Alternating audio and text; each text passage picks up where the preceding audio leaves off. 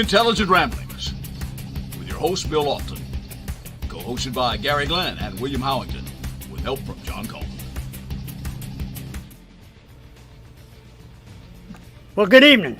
This is Intelligent Ramblings.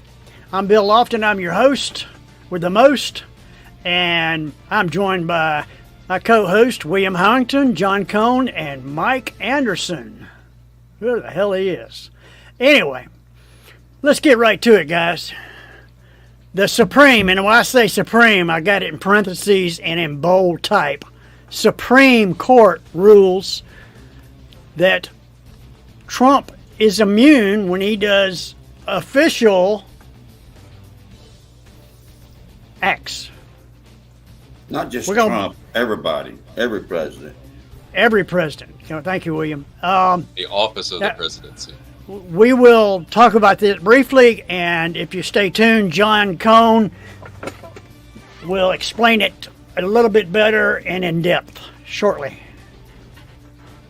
Brief statements, gentlemen. Everybody gets about 10 seconds, and I'll say go. William, you got 10 seconds. Go. I think it's good as long as it's not something egregious really against the law. They've got to be immune from something. John, 10 seconds.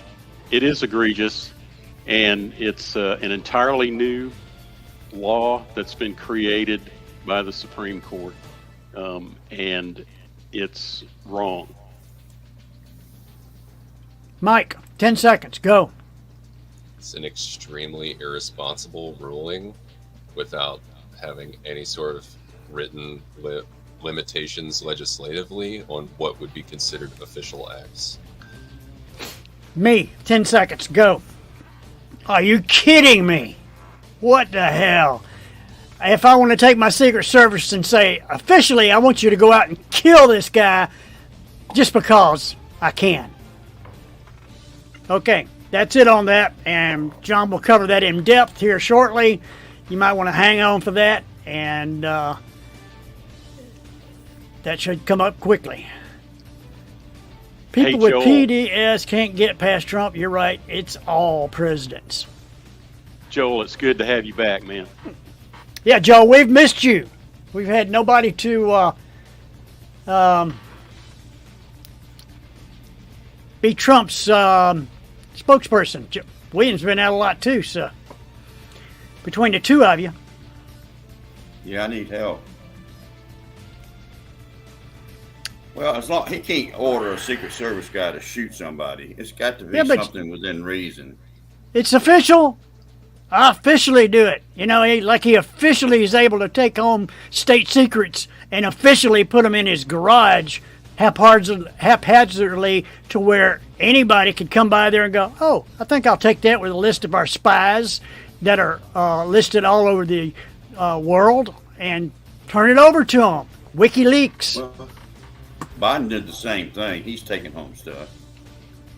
He might have forgot that he did it, but he did it. It's not the issue here, but, really where we're at right now is uncharted territory. And, we are in a constitutional crisis. And until we have some written legislation that limits what an official act is, that itself will be questioned in court, which is evidenced by the now delaying of the sentencing hearing for former President Trump until September, when it was supposed to be next week for his criminal fraud trial and election finance charge trial in New York, in which he was found guilty of all 34 charges, which is very interesting when you really think about it, because all of those charges were for crimes that he committed before he was president.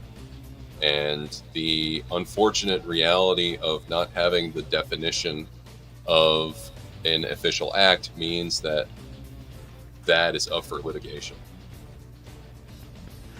All right, guys. Biden will run despite his performance at the debate. Do you think he should run? I mean, he looked like a stumbly, He looked like he was 98 years old. I was willing to say, yeah, he should run. Thought about it over the last day or two, and I would be open to them finding other candidates and replacing him on the ticket. I don't think it's going to happen. I really wish that he didn't have to run. And I think it's a real failing of the Democratic Party to not have built up more candidates. And that's a 2 decades long problem, really, if you were to look at most of these candidates. I think the last time we had a truly viable candidate other than Obama was probably Gore. But even then, he was a weak candidate. You know, him and Bush both had a pretty bad campaign. You know, it wasn't a very strong campaign back in 2000.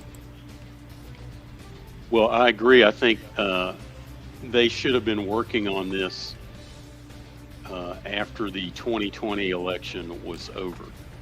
They should have been coming up with candidates for 2024 that aren't named Joe Biden. The 2020 campaign was terrible because Joe joined in late after most of the nominations had already happened, and his delegates were given up after other people. I mean, his delegates were earned after a lot of people dropped out. So that should have happened even before that point. He only jumped in because there was no strong candidate then. He was never the huge pick for the Democratic I'd like Party. to see Nikki Haley. Had no other choice. I'd like to see Nikki Haley switch parties, join the Democrat Party, and run. I'd vote for her. If she changed some of her points, perhaps, but I mean, I think the Democratic Party has pretty much a very straight line when it comes to family planning and that direction. And she doesn't stomach their the opinion. Democratic platform. That's right now the strongest point for the Democratic platform. The thing is, it doesn't matter if Nikki Haley comes over or not. It's her supporters, which amounted to 20% of the Republican vote in a lot of the primaries, a lot of the Republican primaries. So that's a sizable number of voters that they could bring over, depending on the ticket, the platform. That's funny, Joel.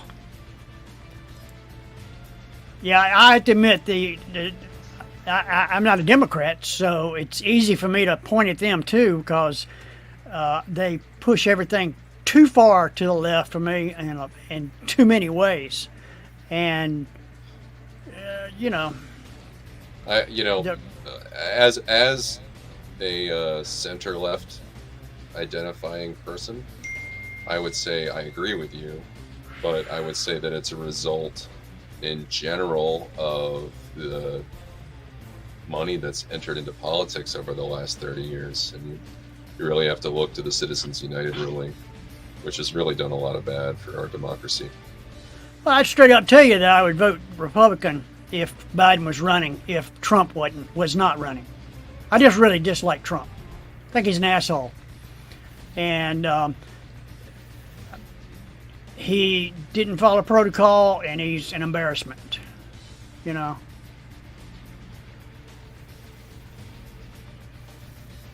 Read an article. Delegates can request to be released from Biden, contrary to what Mike Buffington said in today's Jeff Jackson Herald.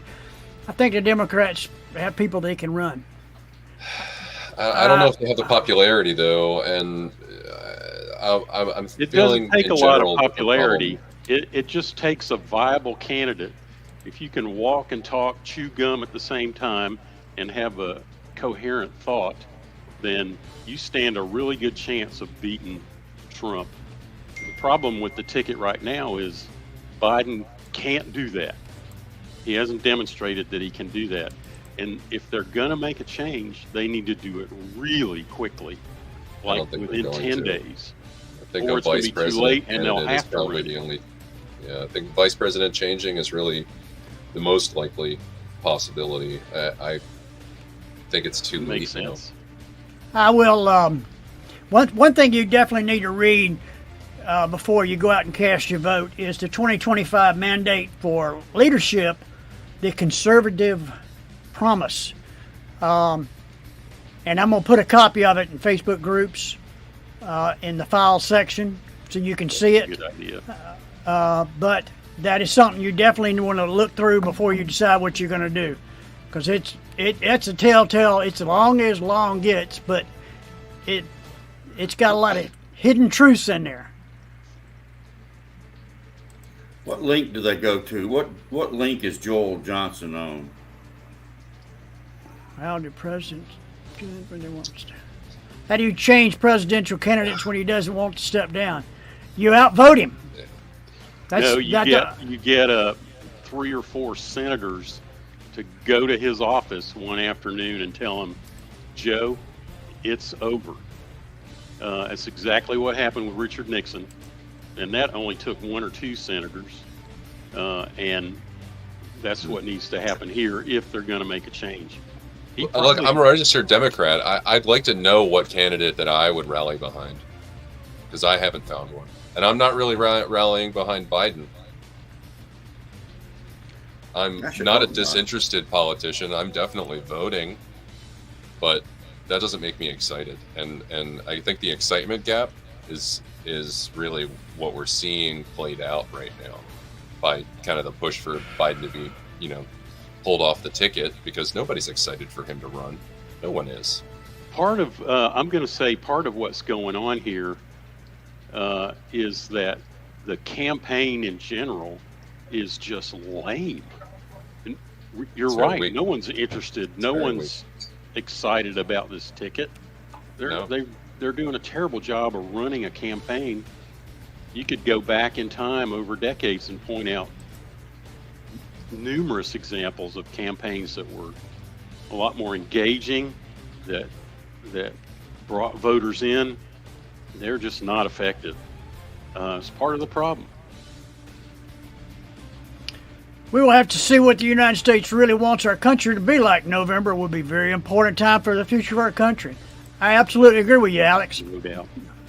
There's no doubt. Sure. It's going to be a scary time. Any way you look at it, either we got a guy that could drop dead, and then we have an ultra conservative vice president in there, or we got Captain Crazy, and we don't know what the hell he's going to do. Who knows? Like I said, we're definitely in a constitutional crisis beyond the election until we get some legislation going on about this Supreme Court decision. That's what I'm most worried about. That combination right there is huge. It's huge. It's, implications for the safety of the entire world.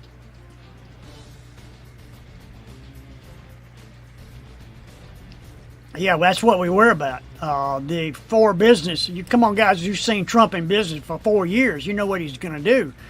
Yeah, that's what worries me. I mean, I saw exactly what he did, and it was scary.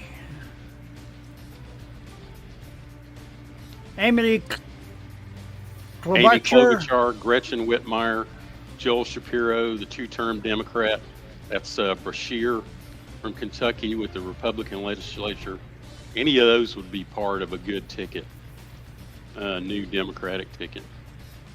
I think there's a lot to sorry to jump back to this topic, but there's a lot to be said for a Kamala Harris ticket along with a really strong VP candidate. I mean, she was a really strong VP in the beginning because she was really able to bring in the demographics that helped the Democrats really pull it over the edge in 2020. And, she still could be that candidate, but I think it could be a problem when we're worried about potential, passing away of Biden. And, like I said last week, these are two old men. We're choosing between 2 old men. They're not that different in age, but right now there is a clear cognitive difference. I'm not questioning that. But they're both still afforded the best healthcare that money and government could afford them. So we don't know whether either of them are going to live or whether either of them are going to die. But the chances are pretty high. Well, he could, Joel, answer your question. What did he do? What did he do? Well, he incited a riot. We all know about that. January 6th. And what scares me, what he could do, like officially proclaim himself emperor. I mean, Oh, you can do that. I don't know. We never know. Well, I don't think that's too far from the realm of possibility, because he, on the phone, we have the tapes, we heard it all, called the Secretary of State of Georgia and tried to get 11,780 votes fixed up. So He wasn't we trying were in to the state fix of it. Georgia. He wasn't trying to fix it. He was just trying to get him to find it. He was coercing that man. He was extorting that man, trying to get him to do something illegal. Anyway, Joel was saying that the people of Georgia are angry. The people of the country are angry, and there's nothing wrong with saying. Where's that coming from? You know, that you've recalculated. Not me. Are you playing No. the actual call, Bill? Yeah, Oh, yeah. Well, I got the tape. I mean, he was harassing our Secretary of State and our governor, who, by the way, does not like him at all. So, No, he doesn't. and you guys are way more connected to that part of the story. That's a unique. I just thing. played the tape, William. How did he not do it? I just need 11,787 votes. I don't care how we get it. People in Georgia are going to be upset if you don't do that. I want to jump to Andrea's comment. Yes, he did. Andrea lowered taxes for wealthier people and created a deficit that we're still working through. They had to go back the year after the 2017 Tax Act was passed to cobble together some revenue. Oh well. Okay, you guys, you got to I realize really that like this, Joel yeah, and- this is and our Andrew opinions. It's stay not here. facts. You know. I mean, we want you here. We want your opinions, and that's what it's about. It's called a democracy.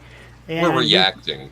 We we- like to discuss what our reactions are, and we need differing opinions. I that's why we're here. My trying to have taxes were respect. better under President Trump than they were this year, and last year, and the year before last under Joe Biden. That's for sure. Let's sit down and go through that math sometime, William. I didn't have any kind of obvious tax change. My income changed a lot during that period of time. I don't really think any of that had anything to do with presidential decisions. I think it was marketing and the COVID pandemic both destroyed and built part of what I do for a living. So it's kind of a push at this point. I think I've just kind of seen a blip in the growth chart. COVID gave me an 8-month vacation. Oh, well, I wish it worked like that for me. I continue to work full time. I was running around construction sites, wearing masks and, gaiters and stuff like that. Yeah, you got to wear those Yeah. masks. You need to hook me up with that, Mike. I'd like to. That sounds like that'd be fun. It's not a bad job, man. There's offices down your way that do what I do. It's just That a lot of sounds- driving. I'm sure where you're at, it's going to be even more. And I know everybody loves Atlanta traffic. Oh, Oh yeah. yeah. What else we got, I've been Bill? down there a few times, and as somebody who spends time in DC traffic, Atlanta traffic's pretty bad, man. It's pretty bad. Well, let's see. We got one more comment. Here's some math for you. BlackRock problem. purchased $1 billion worth of homes in 2023. Yeah, I think Brandon hit the nail on the head. If we had a functional legislature, they would do something about that. It's a real problem. None of that's going to change either, regardless of who's in presidential situation come January of next year. We're going to have a deadlock Congress. There's definitely not going to be any kind of majority. Well, I actually shot for one of those companies that bought billions of dollars worth of homes. I mean, I needed work, and my territory covered from south of Atlanta all the way down to Hampton, where the Atlanta Speedway is, all the way up to Hall County, and then out as far as Rockdale County. And I would just go in and shoot up. They would take the houses, they buy them, refurbish them cheaply, and then put them back on the market, marked up. Flippers. And my job was to go in and shoot it after it was finished, ready to put on the market so they could put a picture in the magazine. A little HDR setup, carrying a tripod around. I just walk in and go click, click, click as fast as I could. Volume job, yeah. Volume. That's where I made my money. Yeah, right.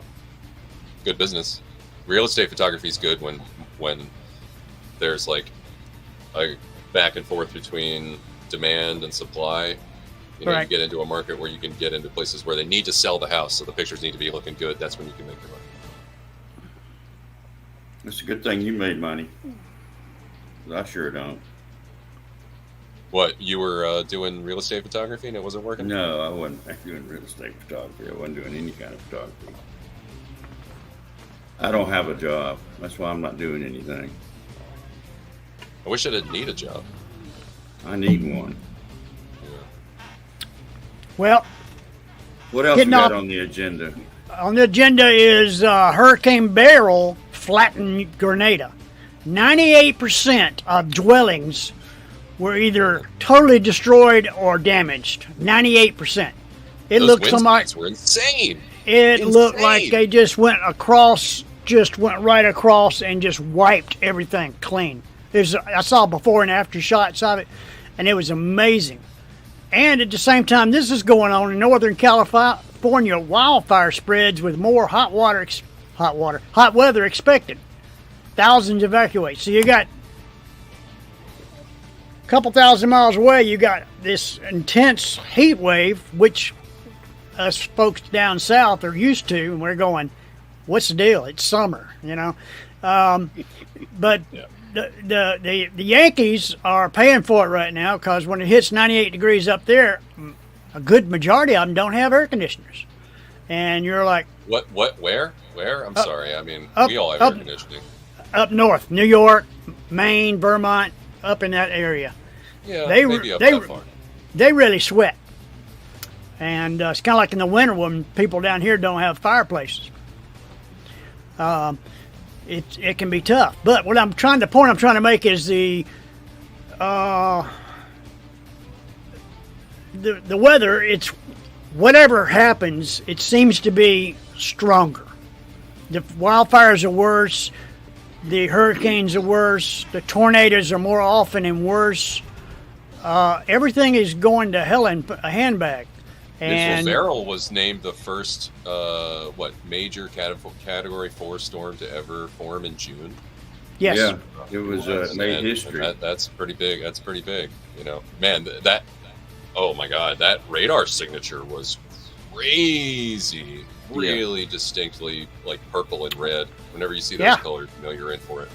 That's because the water's really warm. It is.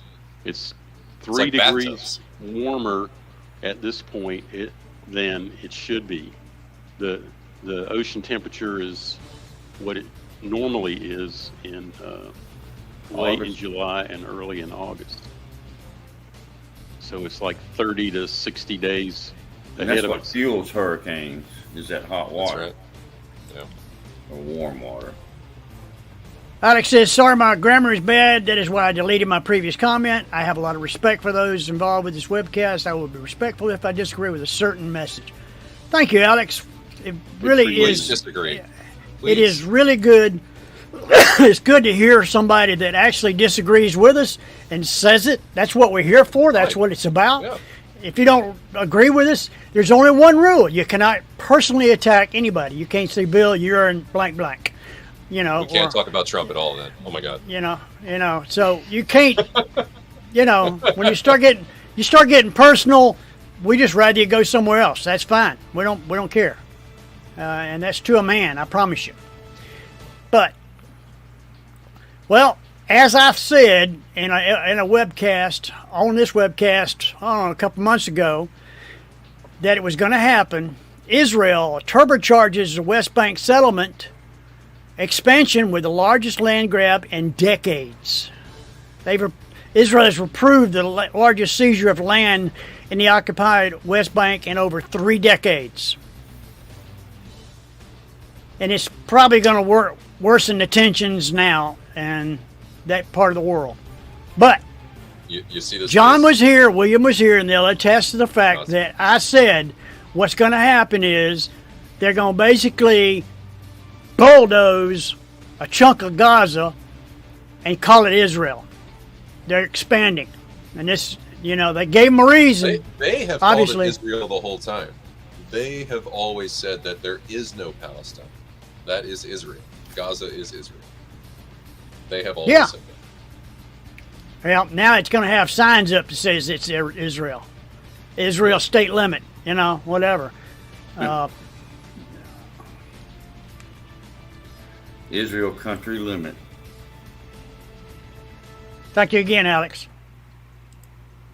That's kind. But, well, they've been trying to get them to stop that expansion for almost as long as it's been going on, but they just keep going back to it. They add settlements and acquire territory and put people out of their homes in the process. Yeah, let's be very clear. Having opinions about the Israeli government's decisions does not make somebody anti-Semitic. It has no opinions about anybody's religion, and it also doesn't have any opinion about a country's ability to defend itself. That's not the issue. Netanyahu has got to go. No two-state solution with him. I have to agree with you, Andrea. I don't think that. I don't think he's going to stop. I don't think he's going to stop. I think he's going to keep going, and I think his next step is going to be to dive into Lebanon, where they killed a. I think the choice to move into Lebanon is a huge mistake. Yeah, I agree. That'll involve the international community much more. It'll get Iran's involvement even further. We all know that they're involved with Hamas and Hezbollah, especially in Lebanon. And that will be, if Israel does it, it'll be a very quick, targeted incursion, and there will be begging for forgiveness rather than asking for permission, and they will be distinctly been said negative things about in the world community. While there won't be outright condoning of their activity, there definitely won't be somebody saying that them going in and killing terrorists isn't the problem. I'm sure there'll be civilian costs, and that'll be the problem. That's where the whole conversation's really going to go. And that's really what the whole Gaza war of the last 9 months now, the 8 or 9 months, has really all been about. It's about the civilian casualties. And, they've just marched, natives of land, down their own trail of tears. Do we think, everybody, that they're going to go to Lebanon, or do we think they're going to end up in a fight with Hezbollah?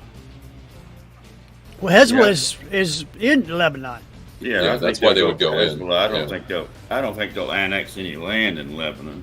Well, we know Lebanon's already a failed state, so. Are you thinking Syria. Hezbollah is in Lebanon or Syria? I would. Lebanon. I was thinking Lebanon. they were in Syria.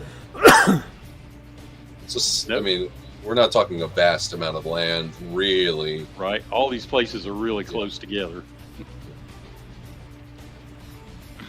Just from what I've seen, they were in Lebanon. I mean, that's where the conversation were. is about them going in, just to for Hezbollah. Well, that's where the missiles are coming from, is Lebanon. So, Lebanon, it's amazing though. I can remember back in the 1970s or even the 80s, where Lebanon was this absolutely gorgeous country, and now it's fourth world. It's not even third world anymore. Jeez, I mean, Ukraine. Everybody's losing track of what's happening over there right now, and we've had a very bustling agricultural, center of that part of the world that has just been decimated over the last 2.5 years. Very true. That's been Andrea's like the biggest mention of impact the to her, two-state solution inflation. in her comment about Netanyahu. I mean, I think that's where the real solution is what they've been trying to do is create a Palestinian state, and they get close, but they can't do it. But that seems like the real solution. It's been Gentlemen, the solution for decades. we are now past our point break, and it's time to move on to the next portion of our show. All right.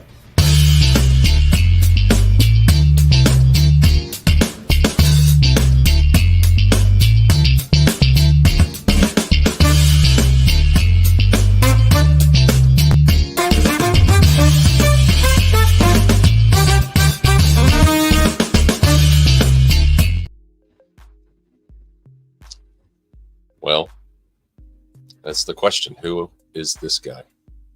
And really, I am probably one of your quintessential millennials, unfortunately. And I say unfortunately because we've been given a bum rap for lots of reasons, but let's not deal with that. To me, one of the defining years in my life was 1999. And one of the things that's impacted me most in my life is media. And that would be all sorts of entertainment. So music, video games. I talked about video games last week.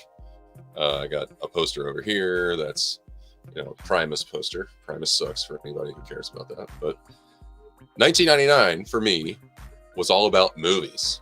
And when I think back, actually, when I look at the top 10 movies of 1999, it's, to me, very good movies. The number one, actually, let's start over. Let's go number 10 first. Number 10, you probably remember the fervor that was Austin Powers, The Spy Who Shagged Me. So this is number 2. Probably remember Heather Graham. It made $312 million in 1999 money. That's crazy. And number 9, we all remember from the Rose Petals, was American Beauty. It was like 45 seconds of that movie where you're staring at a plastic bag circling in the wind. And that's high art at that time. But was a really important movie. Unfortunately, hasn't aged so well with Kevin Spacey and the, controversy around him. But then at number 8 was The World Is Not Enough, which is a James Bond movie. Pierce Brosnan. Maybe it was okay. Thankfully, it wasn't Die Another Day, which was just awful. But that might be the one that doesn't do anything for me. Notting Hill, I also did not see. Talk to me in the comments if you have seen Notting Hill, but it made $363 million in 1999 money. It's crazy. Number 6 was The Mummy, everybody's favorite Brendan Fraser movie, and started off a little bit of a series. Unfortunately, the rest of them pretty much were all terrible. Tarzan, hey, look, 2 Brendan Fraser movies. The guy's owning the year so far. And Tarzan brought in $448 million. Not that important of a movie to me, but number 4 is where things start to get really good. Number 4 was The Matrix, which if you think back to 1999, okay, Most people were on dial-up internet. They were going through AOL, which gave you a very sterilized version of the internet. You know, we weren't visiting social media. If you were doing anything, it was message boards, but it was inactive websites. It was very slow stuff. But The Matrix brought in actually only less than $20 million more than Tarzan, which is kind of crazy. Tarzan brought in $448 million and The Matrix brought in $465 million, but started off a huge franchise and was very successful, and really started off kind of the expansion into the cyberpunk world, which again, I talked about cyberpunk video game last week, so there's some tie-ins there. Number 3 was Toy Story 2 at $511 million. It's a huge jump for The Matrix. It's $50 million more than that. Toy Story 2, again, huge. And number 2 was The Sixth Sense, which, man, you know you were in the theater, and the gasp of the audience when he sees dead people.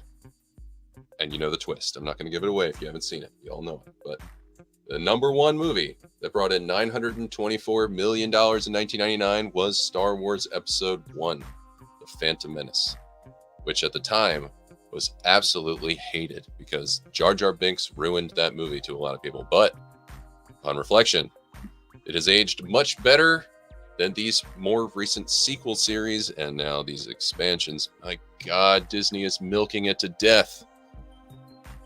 And it seems really around that time is really when we saw the beginning of the franchising and, to me, the bastardization of filmmaking in the United States, because we've taken just intellectual property that's already existed and just expanded it for the same audience, and now that audience to find, you know, younger fans and younger audiences. So it seems like Episode 1 of the Star Wars movie was successful at doing that because it focused on the life of a kid.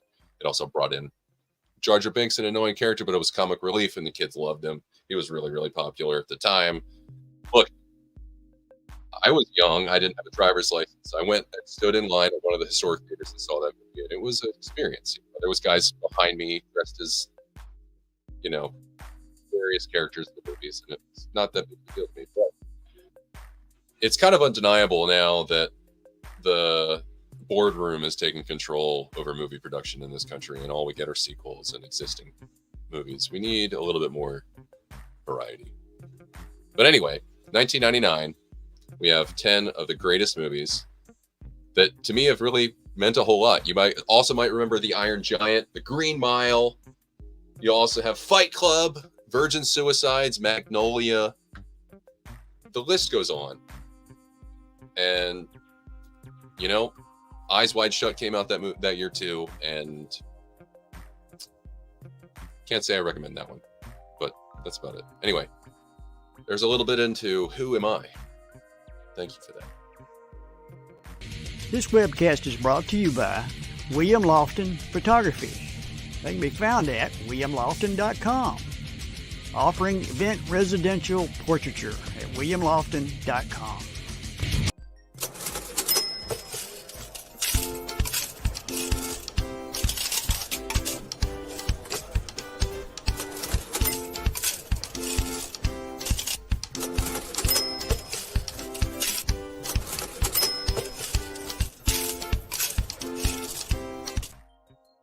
Okay,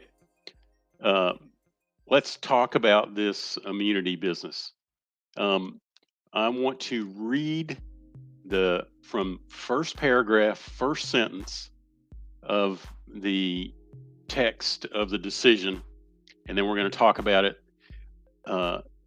Judge John Roberts wrote the opinion, and he says, under our constitutional structure of separated powers, the nature of presidential power entitles a former president to absolute immunity from criminal prosecutions for actions within his conclusive and preclusive constitutional authority.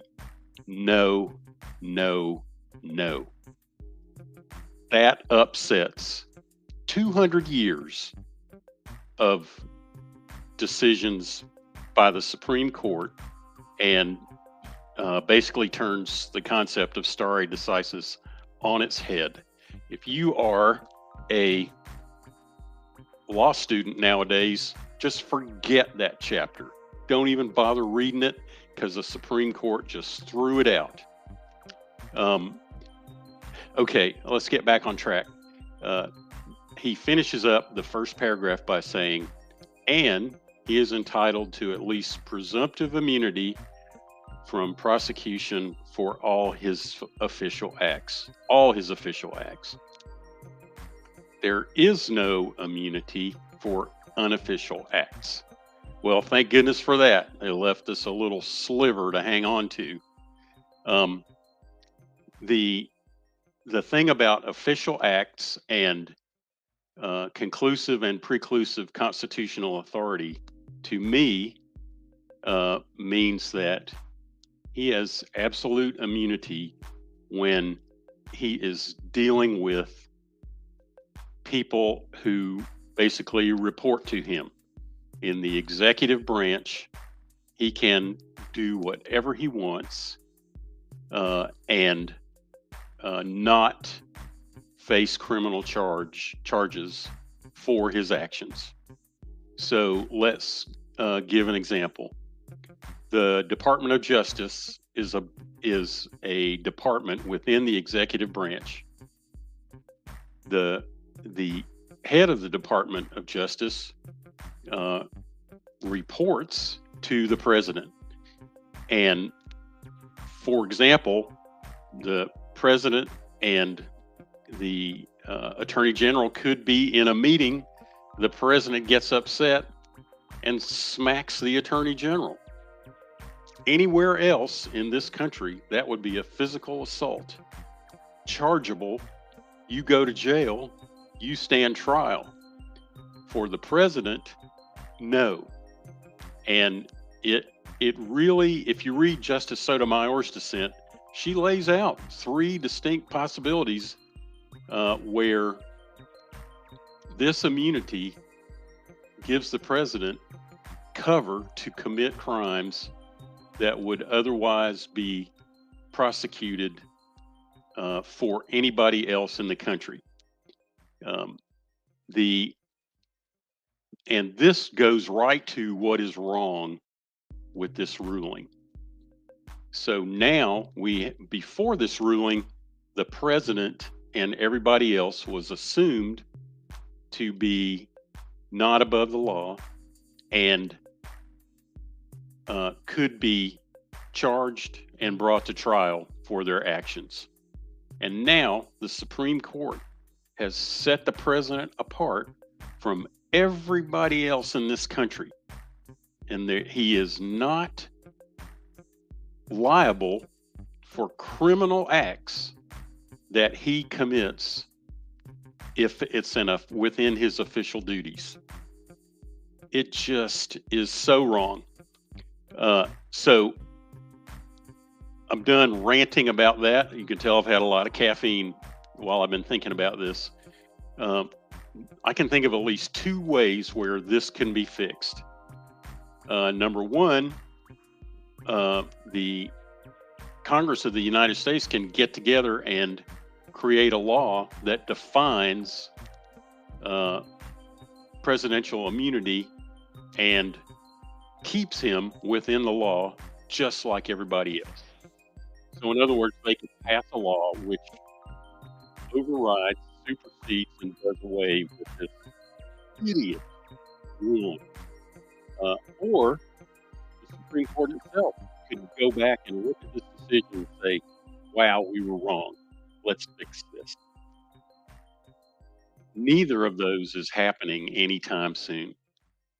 So this is just another reason why we can't continue on the path that we're on.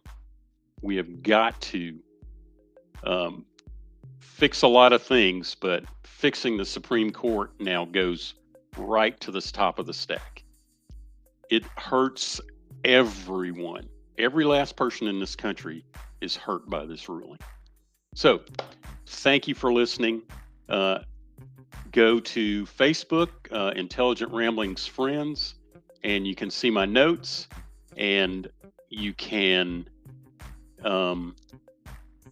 ask questions or make comments. Happy to respond. Thanks for listening.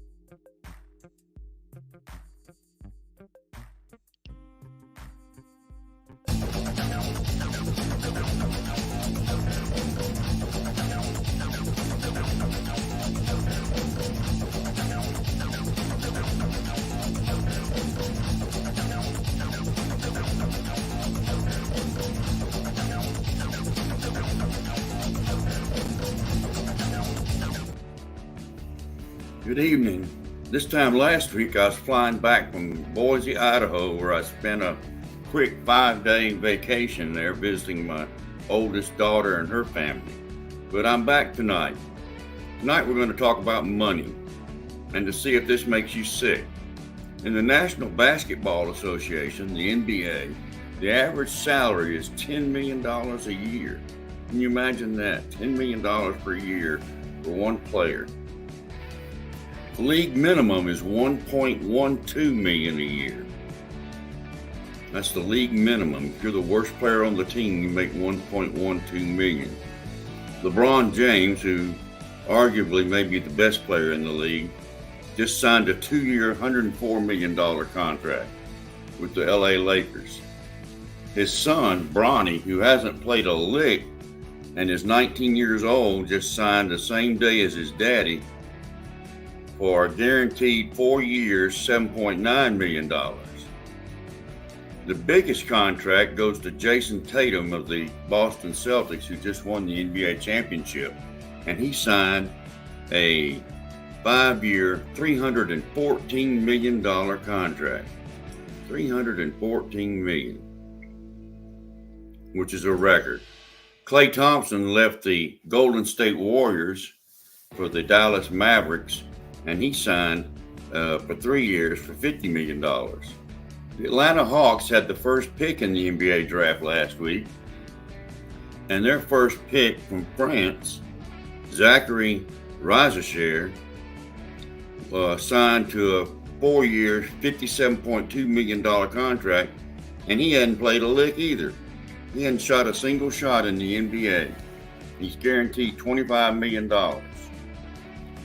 And the second highest contract, Boston Celtics forward Jaylen Brown signed a 5-year, $285 million contract.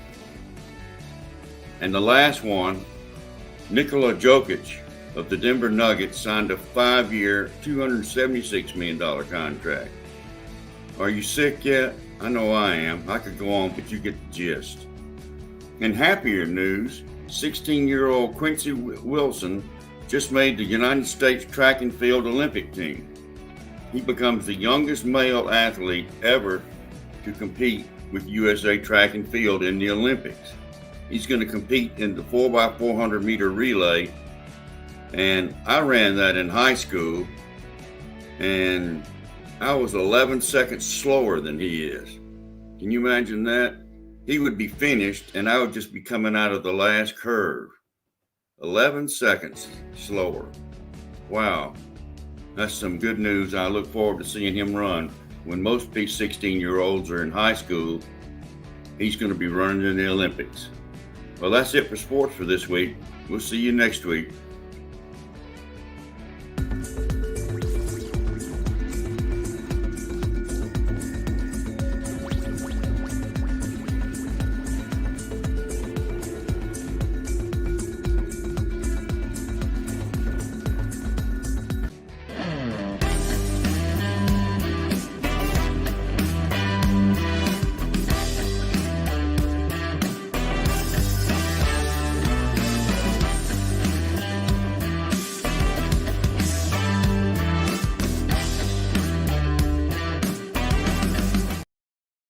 Let's do an update on the garden.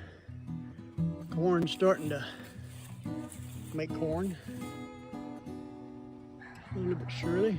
It's a nice looking ear of corn right there. It's still looking good. Got cantaloupe got a lot of buds. Those are the males probably. Once they drop off, then the females come in and start making fruit. Here's some Thai basil. Got munched on by the bugs. Yeah, look at here. Got a couple sugars. Watermelons already started. Another Thai basil I put in here to keep the deer away, but all it did was get eaten by the bugs. And there's my other watermelon, Crimson Sweet. Haven't produced any meat yet. Then we come up to cucumbers. I've already pulled some off of there. There's another one. Letting it get good and ripe. These bush beans are doing good. And we got the butternut squash. It's got a couple up under there. Started good. There's another one. There's another one. Another one hidden over there with a spider on top of it. Then we got the eggplant. It's slower than everybody else, but it's coming on up. And you got the lemon cucumbers. Lemon cucumbers taste like cucumbers, but look like lemons. I actually like them better than regular cucumbers because the regular cucumbers upset my stomach. I've already taken 15 of them out of here already. But I see it's got plenty more coming. Then we got the ancho chilies. Poblano as it is right now. It'll turn into ancho chilies. I believe this is bodacious hybrid. Lots of fruit on there. There's a cherry tomato. My yellow tomato got eaten. And we got more peppers. I believe these, one of them fell. I believe that one right there is a banana pepper. And the last two, it's got munched on pretty good by insects or sweet red peppers. And there's another sweet red pepper right there in between the tomatoes. And then we got, this is starting to look really good. A lot of fruit on there. That one's aroma. And that one's aroma. And this one is San Margino, I believe. Great for tomato sauce, tomato paste. Looks like we're gonna have some good. No, that's Romas, actually. So ones before that was San Margino's. And this was supposed to be aroma, but I'm not sure what it is. But it's got tomatoes on there, so I'll take it. Then we got black crimson, or black creme. And then we got another black creme. These are Abe Lincoln's. Abe Lincoln's. Here's the squash. It's already produced 7 or 8 squash that I've taken, cut up, tossed them in flour and froze them. That's gonna be some good eating down the road. And this is the mystery right here. Not sure what it is, it just started growing. It's like I dropped a seed packet and started growing. I'm thinking it's either squash or maybe cantaloupe or something, I don't know. Once again, you see the corn. I did have some of the Thai basils make it through the bug fest. Took most of them. And that, along with the barking dog, is an update on the garden.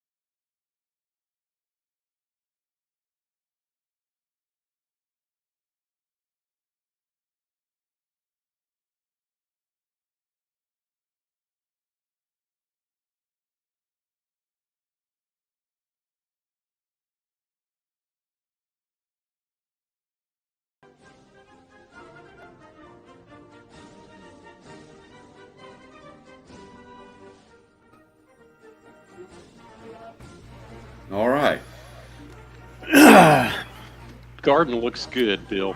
Yeah. Really good. Thank you. Not having any deer as I got. I can't grow anything. Well, I like your Devo hat, by the way, Mike. I was just going to ask about that. The deer are prevalent out here, no doubt. They're everywhere, as I can attest. But they don't mess with my garden. It's pretty much wide open up next to the road, so they're not going to be coming up there too often.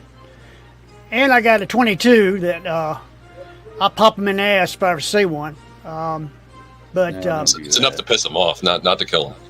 No, I wouldn't hurt them. Just pop them in the butt with a 22, and that'll get their attention. But Innocent's gonna eat. it is the 4th of July tomorrow, and I want to wish everybody a happy Independence Day. Yeah, happy 4th of July. I will be at the Peachtree Marathon, where I'll be shooting. I'll be on 14th Street above everybody as you about 200 yards before you get to the finish. And Are you in the lift the whole time? yeah, I'm on the lift the whole time. I go up at about 6 o'clock in the morning, and I don't come down to about 11:30. So it's going to be nice and warm up there, so I don't have to worry about getting cold. Just worry about pissing myself with that long of a time. That's my problem. Well, that's one thing you learn is you don't drink much coffee that morning. You drink a coffee early. I got about an hour and a half drive to get down there. And I have done this enough times. This is my 10th year that I know not to drink any coffee after about 6 o'clock. And that way you can go to the bathroom before you go up. And, holding it for 4 hours. It's a short marathon. It's only a 10K. So it's the deal with it is it's just the largest 10K on the planet. So you're talking a lot of runners. But they're real fast. I mean, they come right past you, and by 11 o'clock, you're done on the way home. So, Bill, watch for Andy Wilkes tomorrow. I've already talked to him. Great. I texted him this afternoon, and he's running it. And I think it was like 3 years ago, I actually saw him. Oh, great. He ran up under me and waved at me, and I'm going to give him my location if I'm on the left side or the right side, and he'll run on that side, and that way I'll be able to see him. He should come through around 8:20. I've seen 2 people at that race that I knew. I don't remember you remember Sweet Houskey? Yeah. Oh, yeah. Sweet I Lana. saw her running. I saw her and I hollered at her, and she recognized me. I haven't seen that lady since I graduated from high school, and saw her in the middle of 20,000 runners. It was amazing that I actually saw her and recognized her. But one of the nicest people in our class. It's a nice person, I have to admit. She's sweet. But that's my 4th of July. Then I'll be back home by 1 o'clock and ready to have a couple Modelo's and lime and maybe cook a little bit on the grill. But I hope everybody has a safe and happy New Year's. I don't think we missed any comments. Yeah, July 4th. New Year's is a few months away. Oh, yeah. I'm old. I get to be weird. The I feel like it's tomorrow. only one we missed that I saw was Andrea said in her opinion the Supreme Court is more of a threat to democracy than Donald Trump. I absolutely agree with you. It's scary. It's scary that the Supreme Court it's so majority conservative, and it's scary. I think the Supreme Court should have to be half conservative and then half liberal. I think it should have to be that. And I think they need to adjust the rules a little bit. You got to have an odd number, or you'd have a tie. Well, have a tie the whole time. I'd rather have a tie than have somebody that can dictate. It'd be like having 5 liberals on there. God knows what would happen. Oh, my gosh. I don't even want to think that.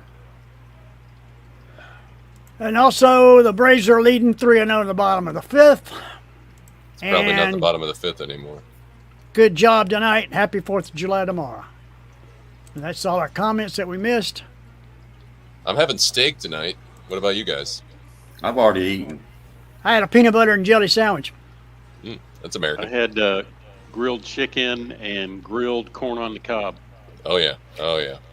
Want to thank everybody out there that's watching right now. We appreciate you being here, and we appreciate your comments. Keep in mind, this is not a life or death situation as far as our comments go, and we welcome dissension in comments. That's part of the American democracy. That's beautiful is the fact that we can come on here as friends and talk about things that we agree with and things we disagree with, because there are some things that we hardly disagree with, even amongst ourselves, and that's what a good democracy is all about. And this is definitely part of a democracy. Is being able to talk with your friends about things that happen in the world and agree to disagree, but be nice. That's the whole big deal. Be nice about it. Hope everybody has a good weekend. And we will see you guys. Mike, I want to thank you again for filling in for Gary. We appreciate that very much. Gary's out of state and was unable to get here with us. And we will see you guys next week. We All are right. Devo. Good evening. Happy 4th. Happy 4th of July. Happy 4th. Happy.